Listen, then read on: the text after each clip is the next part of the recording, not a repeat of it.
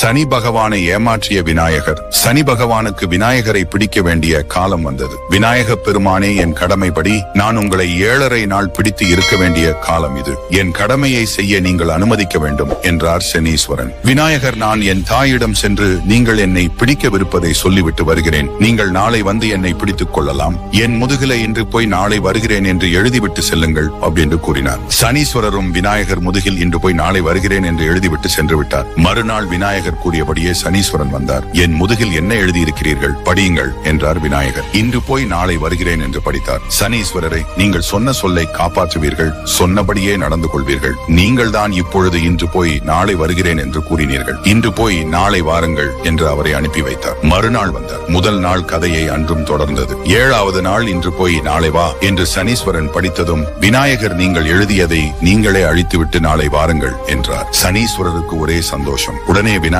சனீஸ்வரரே, நீங்கள் கூறிய 7 நாட்கள் இன்றோடு முடிந்துவிட்டது. நாளை என்னை பிடிக்க முடியாது என்றார். உங்களுக்கு விநாயகரை பிடிக்கும் என்றால் நமது சேனலை ஒரு சப்ஸ்கிரைப் செய்து கொள்ளுங்கள்.